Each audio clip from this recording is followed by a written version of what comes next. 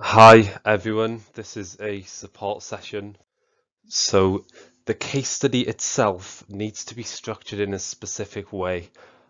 So more so than many other types of assessments, it's really important that you focus on what you're being asked to do in this, because if you just write a case study how you think a case study should look, you might not get it quite right. You might miss a section, or you might just kind of miss the point, which sometimes students do. So please do make sure all the sections listed here are included. Um, what I'm going to do in this session is talk through the sections one by one, and just make sure you understand what each section should look like. Make sure you have a little bit of guidance about what you should include in each section, what you should be looking to achieve in each section. Um, so yeah, that's what I'm going to do today. We're going to work through the sections one by one, and I'm going to tell you what each section should include, what it should be. So first off, I'm going to talk about the background and introduction. You've noticed I haven't talked about the abstract first.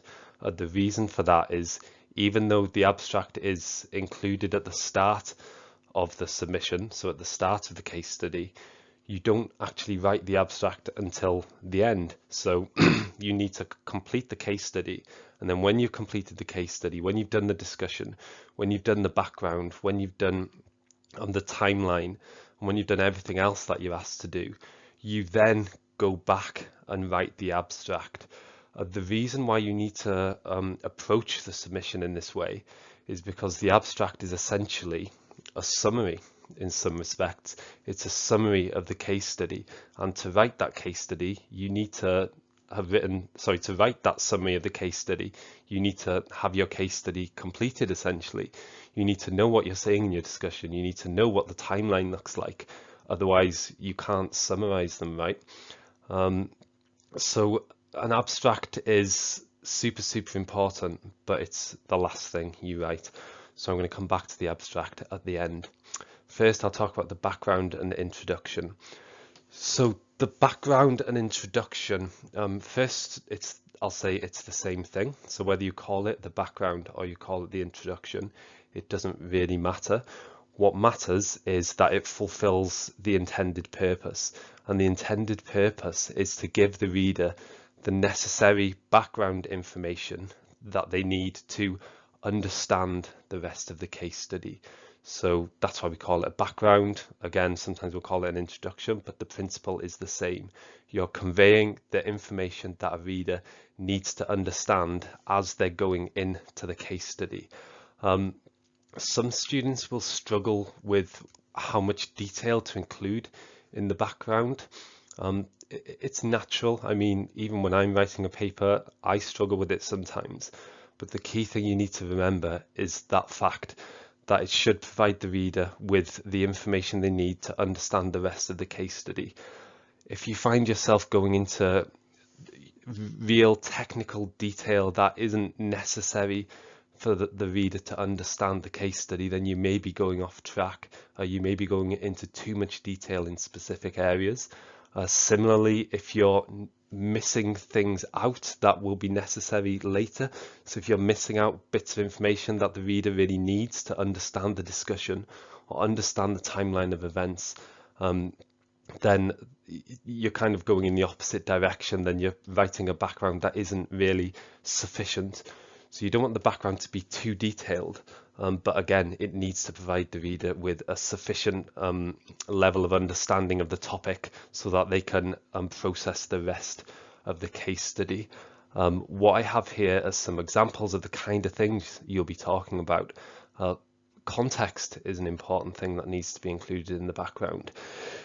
If you're talking about an epidemic or pandemic that is in a particular area of the world, obviously a pandemic is global, but usually a pandemic will have started in a specific location. You need to provide any contextual information that might be relevant. So socioeconomic factors, political events, wars, the particular demographics of that area. If these things are relevant, then they need to be included, right? Students sometimes write about the West African Ebola outbreak, the one that occurred in 2014 to around 2016. And again, this was in West Africa, and there's implications of it being in West Africa. If we need to understand that outbreak, we need to understand the situation in West Africa. We need to understand that we're talking about an area of the world that is in many respects socioeconomically, we wouldn't say deprived, we'd say they're lower economically developed countries, or less economically developed countries, LEDCs. And this is important because it impacts the resources that are available.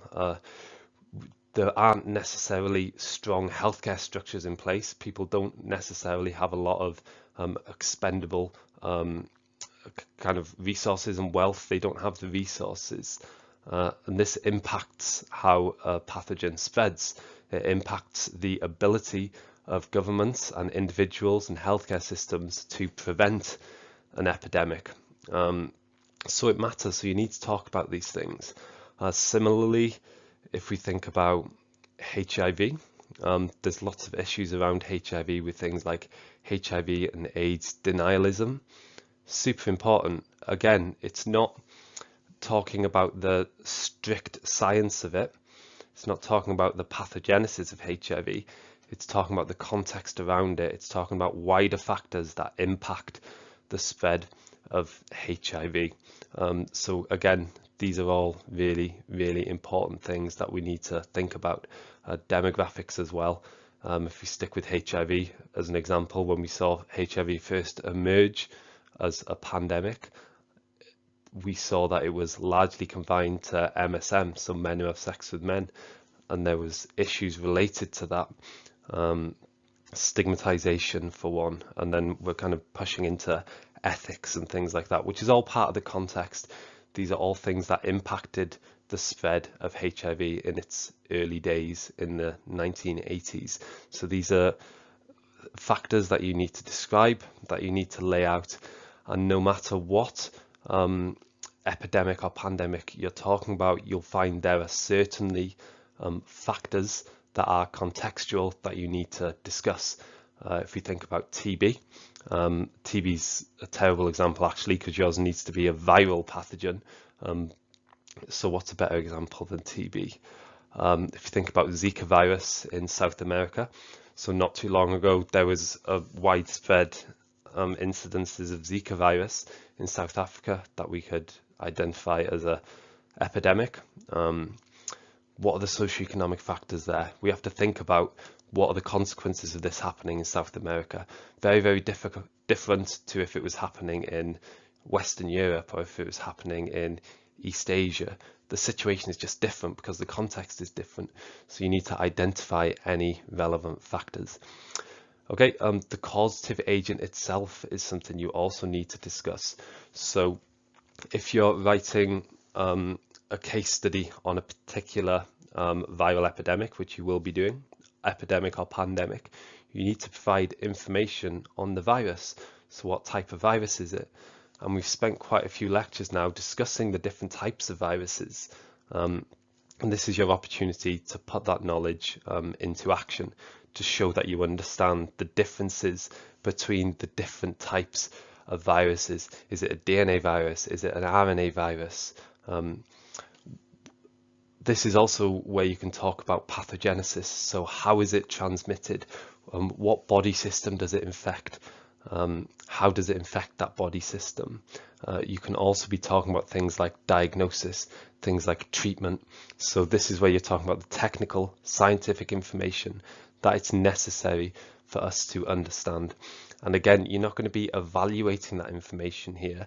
This is the section of the case study that is descriptive. So you're just going to be laying out the factual information, not really evaluating it. The evaluation is going to come in your discussion. Here, you're just conveying the information in a mostly descriptive way. I would strongly encourage you to use figures in this section. So it's really excellent when students include informative, useful, really well presented figures in the background. And the reason is that a well-constructed figure is an excellent way to convey information. It's an excellent way to communicate information. If you're talking about the life cycle of a particular virus, it can be quite wordy and it can be quite difficult to convey that idea just through writing.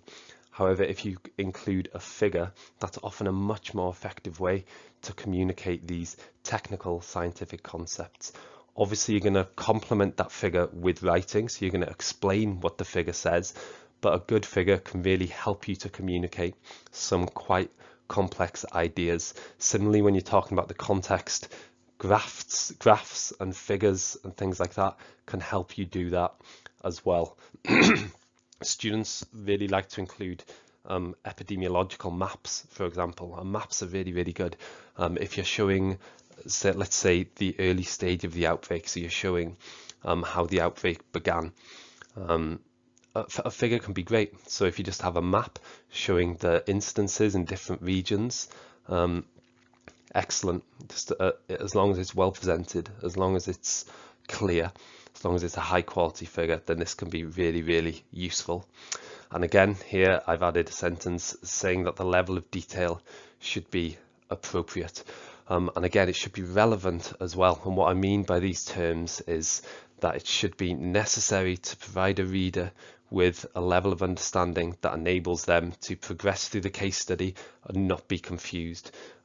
You've told them what the pathogen is, you've told them about the context, so when they're going into the timeline, when they're going into the discussion, they understand the pathogen you're talking about, they understand the concept because you've told them all this information. You also have the opportunity to identify problems and issues and questions that you will discuss in the discussion. So if there isn't a treatment available, you can identify that in the background. If there isn't a good diagnostic test, you can identify that in the background.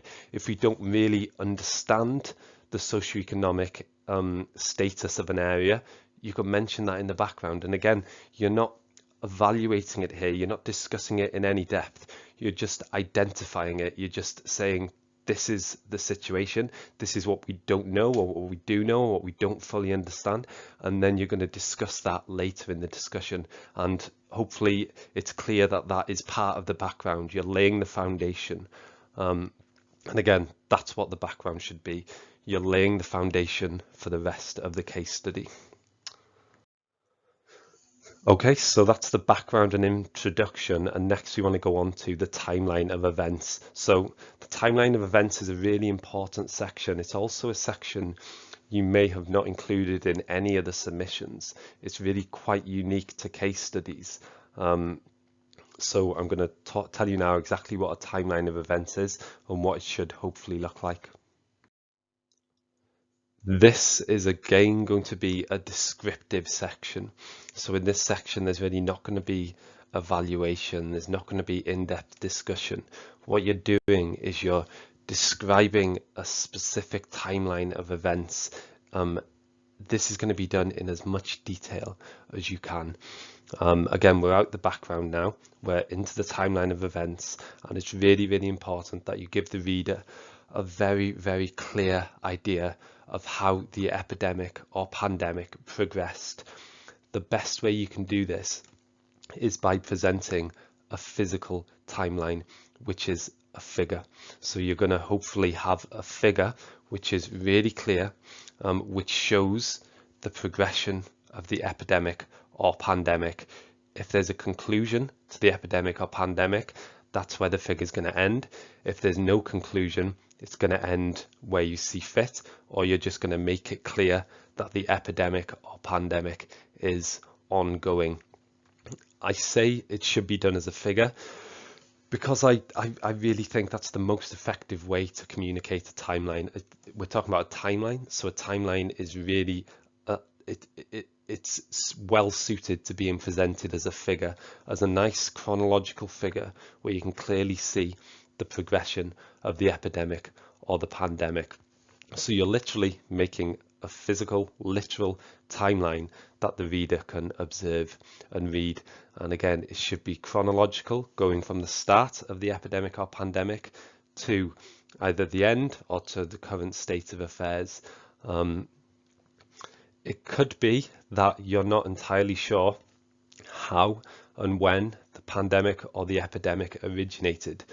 So what you'll find is in different epidemics or pandemics, we'll have a different level of information, we'll have a different level of understanding of how the epidemic or pandemic originated. For some epidemics and pandemics, we'll have an index case. So we'll have patient zero. We'll know the first person who was infected with the virus. And that's excellent because that's your start point, isn't it? However, sometimes we won't have that information. That's absolutely fine. If the information isn't there, it's not there, right? You just need to make it clear on your figure that the index patient isn't known, that the actual start date of the epidemic or pandemic isn't clear, it's not in the literature. What you can do is then start your timeline where you see appropriate. So you can make it clear in the figure. We don't know index patient. However, this is when the first so many cases were presented. In this month of this year, 60 cases were found, and this is when people first became aware of the pandemic or epidemic. And that's where your figure starts. Again, absolutely no problem with that. What you do need to do in this section, which is super important, is reference all of this information and reference it really thoroughly using primary sources. So you need to be digging into the literature. You need to be finding the primary papers that have tracked the epidemic or the pandemic, and you need to be using these papers to fill out your timeline. You need to be saying, in this month, in this year, or even on this day in this month, in this year, this number of cases were reported, and then in this day, a week later or 6 days later or 2 weeks later, the first new case was identified in this country. And then 4 days later, the first new case was identified in this country. And then 3 days later, we hit this number of total cases. And then a few days later, we had this government response. So what you're doing is you're identifying all the key events in the progression of the epidemic or pandemic, and you're putting them onto this timeline. It's up to you to decide what the key events are. Some quite obvious key events, the ones I've mentioned, things like the newest case in this, the first case in this region, or the first case in this country. Other key events, as I kind of said, would also be things like the government response here. Quarantines were implemented at this date. Also things like a vaccine began to be developed at this date. A new antiviral drug began to be used at this date. This government put out a press release on this date. These are all important to understand the progression of the epidemic and pandemic. And again, we're coming back to this idea of context. We want to know about all the important events that are related to the epidemic or pandemic, and that includes contextual events. Another example, if, for example, a country went to war halfway through an epidemic, that matters because that can impact things. So you need to put that on the timeline. Any of these things that impact the progression of the epidemic or the pandemic, they need to be included on the timeline, because again, you need to show that you have this rounded understanding of the situation. And yet again, and I've put that on the slide, so I've put some more examples there. Enaction of public health measures, things like quarantines, emergency conferences, allocating of funding, imposition of quarantines, all super important. They're all related to our understanding of the epidemic or pandemic. They're all things we need to consider.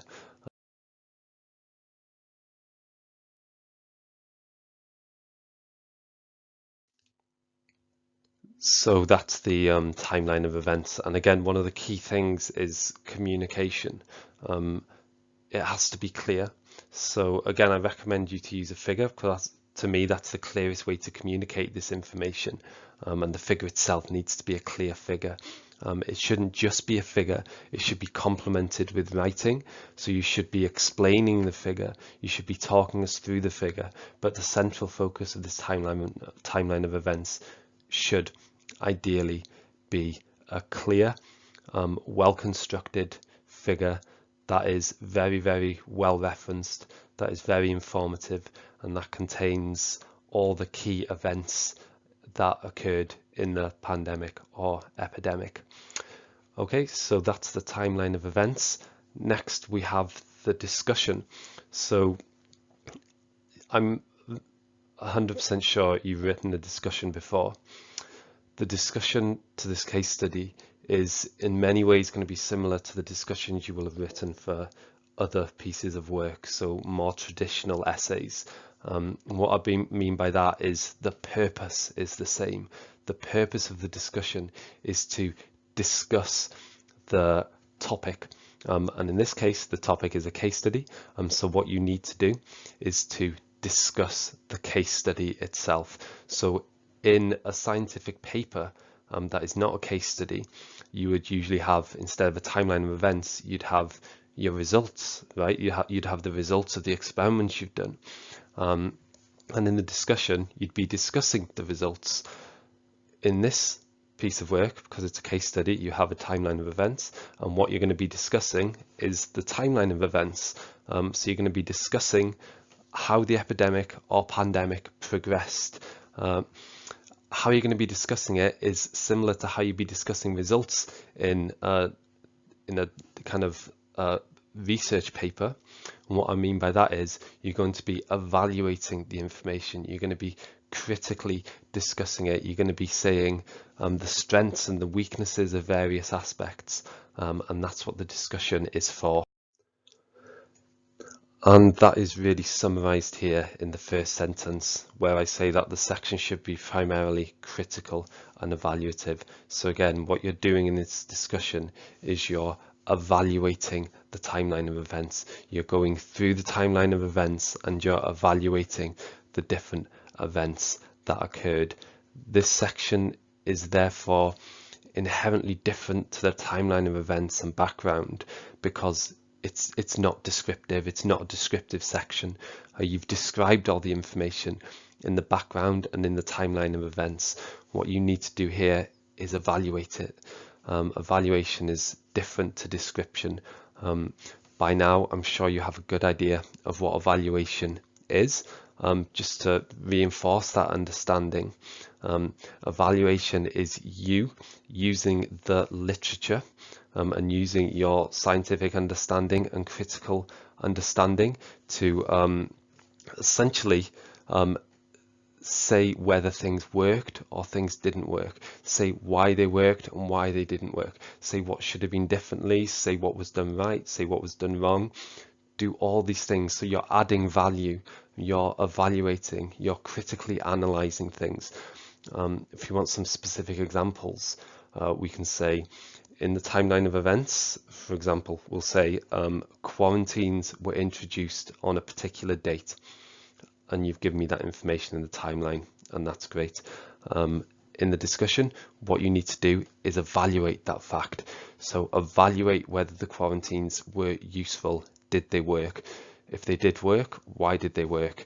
Could they have worked better? If they didn't work, why didn't they work? What could be done differently next time? Were the quarantines ethical? Were they appropriate? Were they supported by the government and by the healthcare organizations? All this is evaluation. All this is building upon the fact that quarantines are put in, which you told me in the timeline of events. So you're evaluating the imposition of quarantines. And you really need to be relying upon the primary literature when you're doing this. So you need to be digging deep into the literature. You need to be finding any papers that discuss the quarantines you're talking about, and you need to be using those papers to support your arguments. You need to be using these papers to support whether the quarantines worked or whether they didn't work, and why they worked or why they didn't work.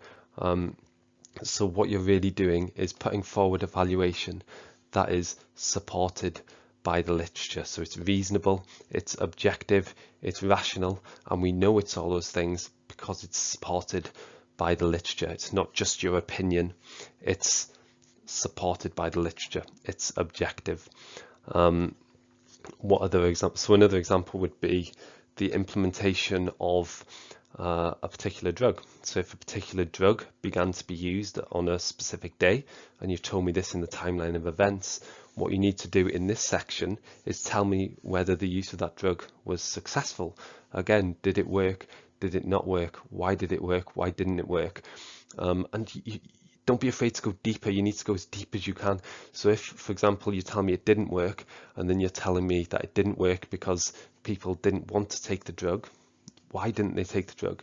Were there side effects? Was it expensive? Okay, it was expensive. So what could we do about that next time? Do we need more funding from governments? Do we need more funding from charities? Were there other problems? Were there other reasons why it didn't work? Were there problems with the supply chain? Was it socioeconomic problems? Was there, war in the region that impacted supply chains and made it difficult for people to physically get the drugs? You can just go deeper and deeper and deeper, and the deeper you go, the better. And one part of evaluation that students often miss is they won't offer solutions to problems. So they'll identify problems, and that's great, and that's evaluation, and that's really, really valuable. But you can offer solutions as well, as long as those solutions are rational and they're reasonable and they're supported by the literature. So if you're telling me a particular drug didn't work, or people didn't take it because it had side effects, then what alternative drugs are available? Look at the literature. Are there new drugs being developed that could be used in the future? If there is no vaccine, for example, and on your timeline of events, you don't have a vaccine being used because there isn't one, absolutely fine, obviously. But what you need to do is look at the literature and see, has a vaccine been approved since, or is a vaccine in development? So say your epidemic ended in 2009 and in 2015 a vaccine has been developed, then you can discuss this, you can evaluate, you can say, okay, there was no vaccine available at the time, but now there's a vaccine. So if there's another epidemic, we can use this vaccine, and then you can predict problems. So how easy would it be to get this vaccine to people? Would these people in this region be likely to take the vaccine? What's the sentiment there? Are there anti-vaccine sentiments in this population?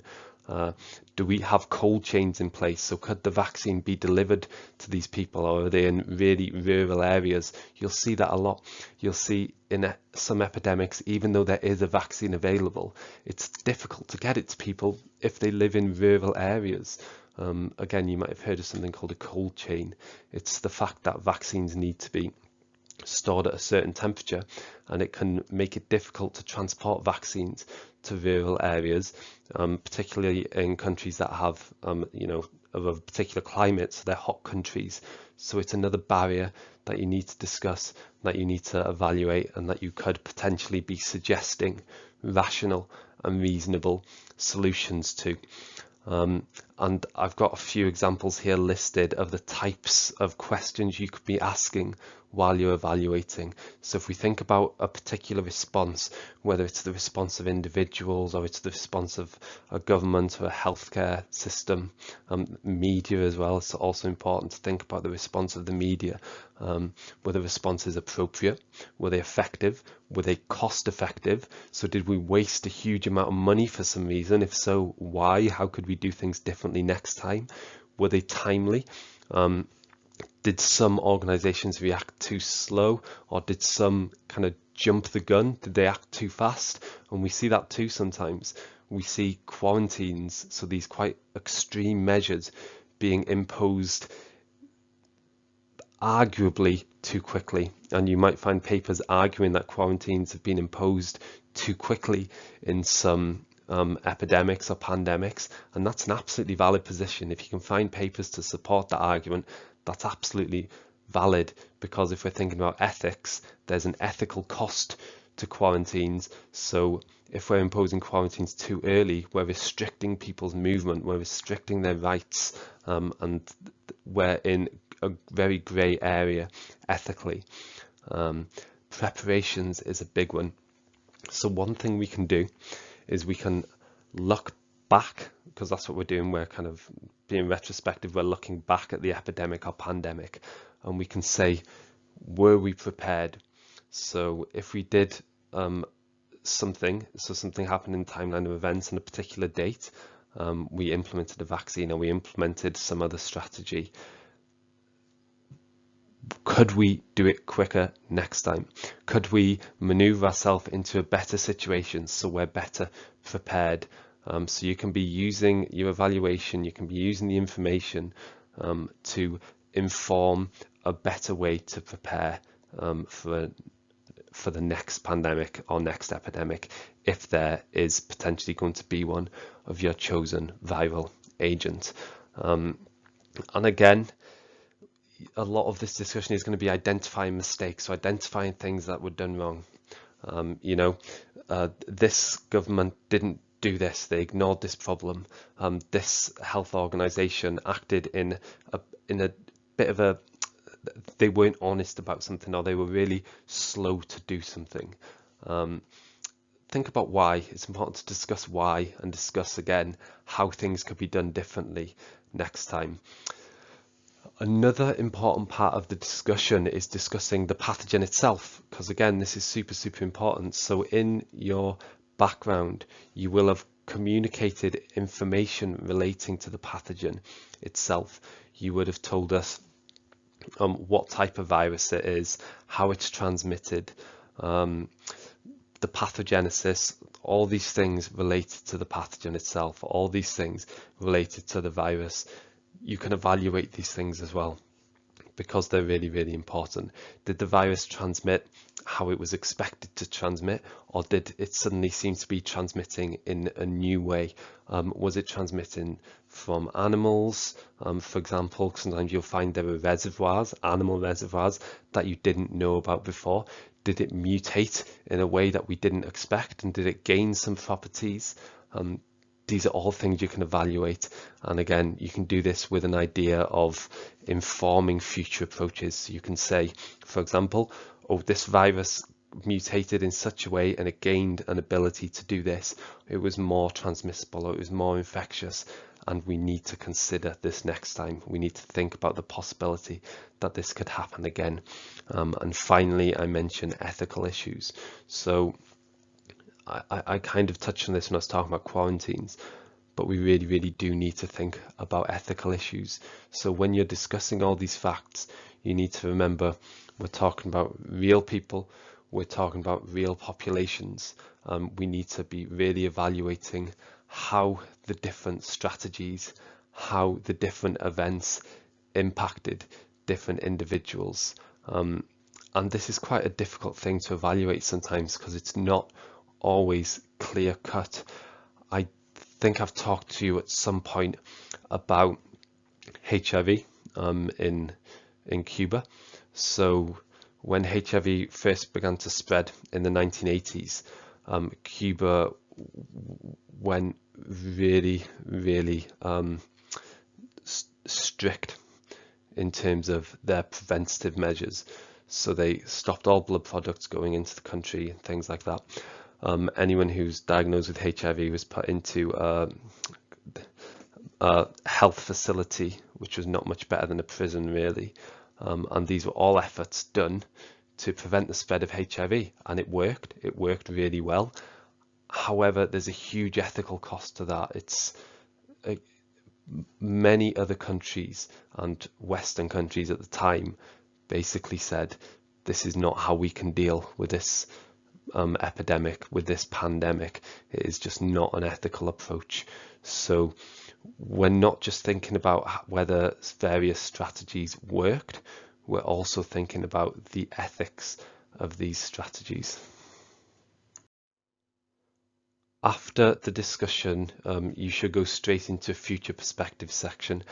The future perspective section is where you outline reasonable and rational actions that can be taken that will enable us to prevent or better control future epidemics or pandemics caused by the particular causative agent, the particular virus that is the focus of the epidemic or pandemic of your case study. Future perspectives are not just going to be present in this section, and it's super important you bear this in mind. You need to have future perspectives right throughout your discussion because it's a huge part of evaluation. When you're evaluating things, you're necessarily going to be suggesting how things could be done differently in the future. The future perspectives section, however, is really a concise summary of the future perspectives you've put in the discussion, and you can elaborate on them a little bit. Mostly though, you're going to be a bit more concise in your future perspective section, however, because the future perspective section is a lot smaller than the discussion. It's a lot shorter. Some case studies don't have a future perspective section, again, because the future perspectives are built into the discussion. They're already there. However, for some reason, students often don't put future perspectives in the discussion. So the reason I'm asking you to include this specific section is because if you don't have future perspectives in your discussion, you will realize you don't have those perspectives when you write the specific future perspective section. So this should be a summary of the future perspectives that are in your discussion. If you come to write the future perspective section and you realize you don't have anything to summarize because you haven't been suggesting future perspectives, then it's an opportunity for you to go back to your discussion, make sure you are including these future perspectives. So I'm trying to help you out, really. It is, however, still a distinct section, so you do need to include this future perspective section. But again, it really is a summary of the future perspectives you've included in your discussion. And again, this should be quite a short section, much shorter than your discussion. So what should this section look like? And again, everything I'm saying here also applies to the bits of future perspectives you'll have littered through the discussion, because again, a future perspective is any suggestion that you have about things that could be done differently next time, or things that could be done to prepare for a future epidemic or pandemic. And these are the examples of that. Ideas for future research. This is a huge one. Okay, so if you've told me in the timeline of events, and then you've discussed in the discussion, sorry, if in the timeline of events we can see that there's no vaccine being introduced, we can see that there's no drug being implemented, and then in your discussion you've told me the reason why is because there's no vaccine developed, it's because there's no drug developed, so we don't have a vaccine or we don't have a drug. It's super important that you don't just leave it there, which a lot of students will do. It's super important that you lay out a path to develop a drug or to develop a vaccine, because there's so much value in that. And again, you could be completely right in saying there's no drug and there's no vaccine, and that's absolutely fine. However, you need to add more, you need to go deeper. You need to say, okay, developing this potential drug could be helpful, or developing this type of drug, or this particular drug has been used against this other similar virus, so maybe it could be used next time. What we need to do is do research trials. We need to do animal studies testing whether this drug is useful against this particular virus. Is there an animal model available, or do we have to use cell lines? Do we have stockpiles of this drug? Should we be stockpiling this drug? What about vaccines? Are there any vaccines that are in development that look promising? What do you suggest would be the next step? Are we ready to go to clinical trials with these drugs? Are we ready to test these vaccines or these drugs in animal models? Hugely useful. There's so much value in these future perspectives. It's really in-depth, really valuable evaluation in which you're showing off your understanding. So again, super important. The specificness is super important as well, so you need to be as specific as you can. So some students, they'll discuss future perspectives and they'll put forward future perspectives, but these are really vague. So if you put a sentence like, we need to develop a vaccine, or we need a better healthcare system in this country, or we need a way to deliver this particular drug to these rural areas, or if you say there's a huge anti-vaccine sentiment in this population, or there's a huge HIV and AIDS denialism sentiment in this population and we need to fix it. Okay, that's correct, but there's no depth there. There's no specific actions that can be taken. You need to be far more specific, so be as specific as you can. What specific strategies would you implement to combat anti-vaccine attitudes or HIV and AIDS denialism? Look at the papers. What strategies have been used in other places? Have they worked? Have they not worked? Why have they worked? Why have they not worked? There's so much to say, and if you're just identifying a future perspective, a future action, so if you're saying we need widespread testing or we need to develop a better diagnostic test, then you're kind of selling yourself short, because you've identified it, you've identified what needs to be done, but you need to tell us how. You need to give us specific ideas for future research, specific ideas for future strategies. Super important. If you've identified these things and they're not being done, so if you've identified things that government should be doing, for example, or drugs that should be being looked into, or strategies that should be implemented but they're not being implemented, then you need to identify that as well. And this is what I'm talking about here when I say lack of action or ongoing concerns. What's worrying you moving forward? If you're thinking about preventing future epidemics or pandemics, what's worrying you? Again, if we're thinking about the HIV and AIDS denialism or anti-vaccine sentiments, what's being taught in schools, what's being taught in colleges, and what information is being put out there? What are politicians in those countries saying? Are these institutions spreading anti-vaccine sentiments? Again, you're not just identifying things that can be done and should be done, you're also pointing out that they're not being done if they're not being done. Changes in context as well. So we've talked a lot about context and things like socioeconomic status. These things aren't static, and what you find is a lot of countries that maybe they were less economically developed when an epidemic occurred, the situation may have changed. It may have changed for the better, or conversely, a country's situation may have changed for the worse, and obviously this will impact their ability to prevent or control future epidemics or pandemics. So this is something you need to identify in the future perspective section, because it's a perspective of the future, isn't it? You're saying these are things that are going to impact the prevention or the control of a future epidemic or pandemic, and your main focus here should be on epidemics or pandemics caused by the causative agent that is the focus of your case study. So if you're talking about a Zika virus as an epidemic, your main focus should be future perspectives on Zika virus epidemics and pandemics. However, you can also branch out a little bit and talk about other epidemics and pandemics. If you're talking about strategies to prevent or control Zika virus epidemics or pandemics, then there's going to be overlap with epidemics or pandemics of other infectious diseases. So if we have a poor healthcare system in a country and this country is war torn, you're saying these are factors that could enhance the likelihood of a future epidemic. These are factors that could make it more difficult to prevent a future epidemic or pandemic, and you need to identify then, you need to show that, again, you understand the context, that you understand that it increases the likelihood of epidemics and pandemics, not just caused by the causative agent you're interested in, but also potentially more generally. So it's a good idea to bear that in mind as well. And finally, we have the discussion. So obviously at the end of the submission, you'll have your reference list, but the conclusion is the last portion of the main body of text.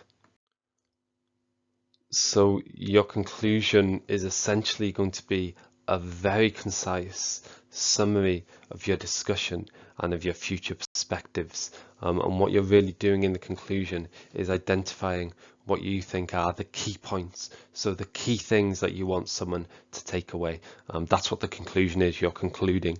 You need to remember that a lot of people, when they're reading a paper, will read the conclusion first or second after the abstract. So they'll read the abstract, then they'll flip to the end and they'll read the conclusion. So again, what you need to be doing is concluding your key findings. You need to be summarizing the key points you've made in your discussion and your future perspectives. And because this is a case study, you need to be doing this in a way that thinks about preventing or controlling future epidemics or pandemics.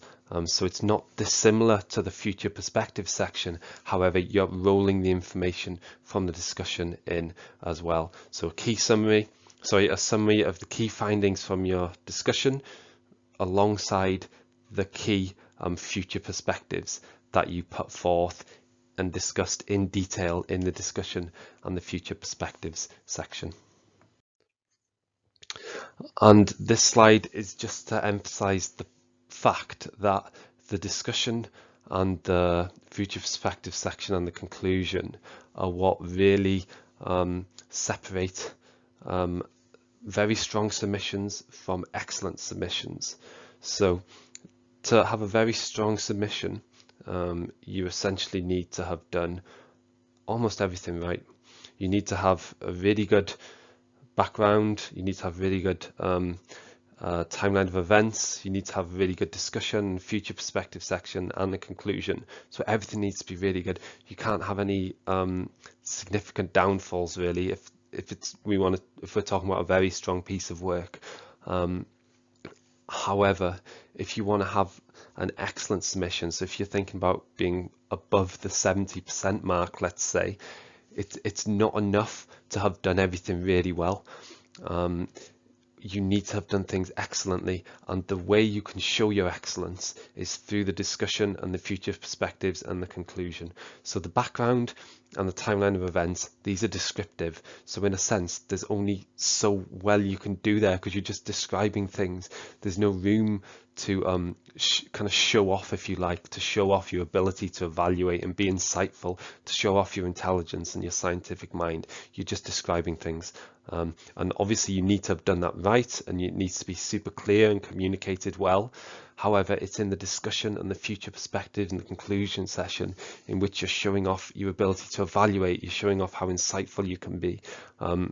You're showing off your ability to critically evaluate, and these are the things that push you into the excellent category, that push you really high to the top end. If you don't have these things, if you don't have in-depth evaluation, if you don't really explore ideas in depth, you're not going to get above 70.